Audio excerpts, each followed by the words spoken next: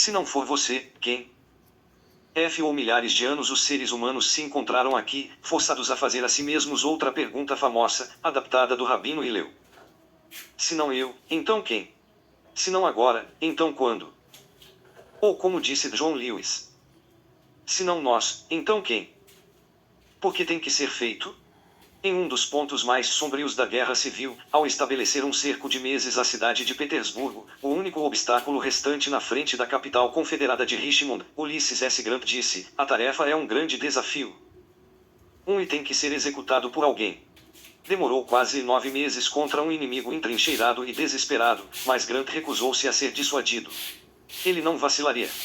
Ele não se distrairia, não jogaria a responsabilidade para outra pessoa ou cairia na fantasia de alguma solução menos dispendiosa. Não? Ele se sentou lá. Ele cavou. Ele liderou. Ao tomar Petersburgo, ele fez o que tantos outros generais deixaram de fazer, bem a tempo. Dentro de semanas, o Sul se renderia. Foi uma tarefa enorme, mas ao enfrentá-la em vez de fugir dela, finalmente, o poderoso flagelo da guerra foi encerrado. Em 1861, Oliver Wendell Holmes era descendente de uma família rica e poderosa.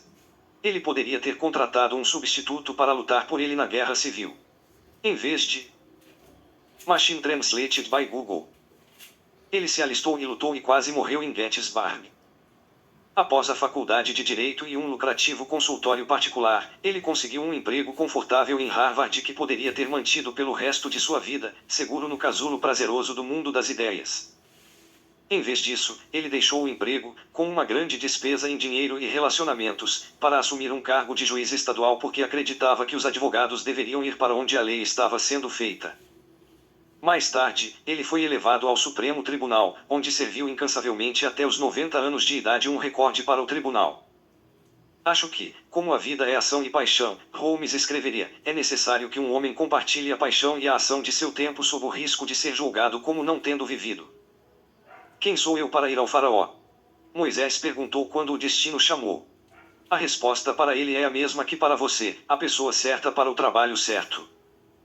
Cada um de nós é único. Grant era. Holmes era. Nightingale e de Gaulle foram. Cada um de nós tem nossas próprias habilidades, nosso próprio conjunto de experiências e percepções. Cada um de nós recebe nosso chamado. Se não atendermos, privaremos o mundo de algo. Nossa falta de coragem se espalha além de nós, na vida de outras pessoas. Porque se você não adotar aquela criança, quem irá? Se você não começar esse negócio, quem o fará? Se você finalmente não disser essas 3 palavras mágicas hoje, quando o fará? Provavelmente ninguém, provavelmente nunca. E se alguém o fizer, não será você, será diferente. Não será tão bom. Não será o que você traz para a mesa. A crença de que um indivíduo pode fazer a diferença é o primeiro passo. O próximo é entender que você pode ser essa pessoa. Machine Translated by Google. A preparação o torna corajoso. As outras pessoas são naturalmente mais corajosas do que você. Ou eles são apenas melhores preparados. Knovovel uma ajuda, abre o manual do Army Life que os Estados Unidos, o bronze do exército foi entregue a cada um de seus milhões de soldados na Segunda Guerra Mundial. Há mais conforto mental, continua, mais satisfação pessoal em conhecer seu lugar e parte neste exército do que em qualquer outra coisa que você possa fazer por si mesmo. Seja egoísta sobre isso, se quiser, aprenda seu trabalho porque saber como lidar com você mesmo fará você se sentir melhor.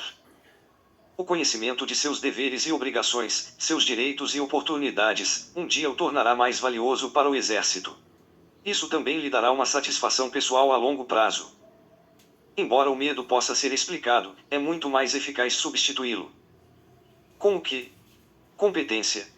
Com treinamento. Com tarefas. Com um trabalho que precisa ser feito.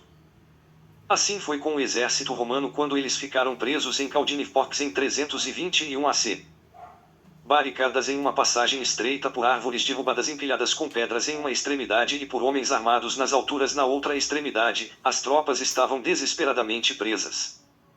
À medida que a magnitude de sua situação piorava, cercada por todos os lados por obstáculos insuperáveis e um inimigo entrincheirado, eles ficaram entorpecidos de medo. Cada homem olhou em volta para o próximo, supondo que ele soubesse o que fazer. Os generais também estavam perdidos em um estupor. Como isso pode ter acontecido? O que poderia ser feito?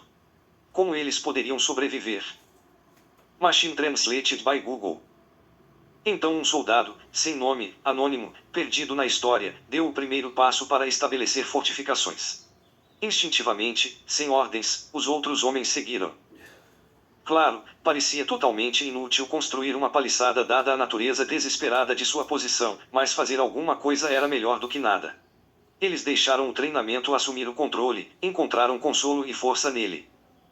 Foi um conforto mental. Era algo para ocupar o tempo. Era o trabalho deles. O inimigo, observando esse comportamento estranho, começou a zombar e insultar.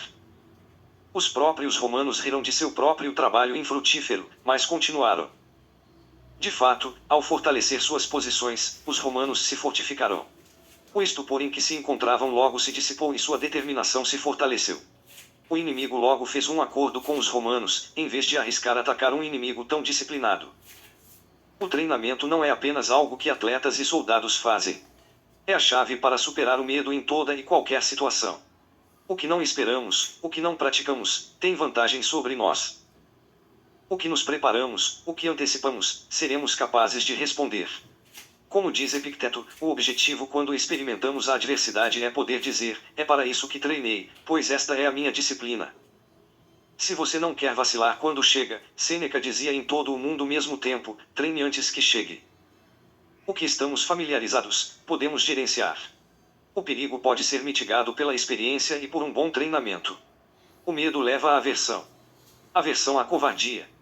A repetição leva à confiança. A confiança leva à coragem. O valentão que deve ser confrontado. A difícil coletiva de imprensa.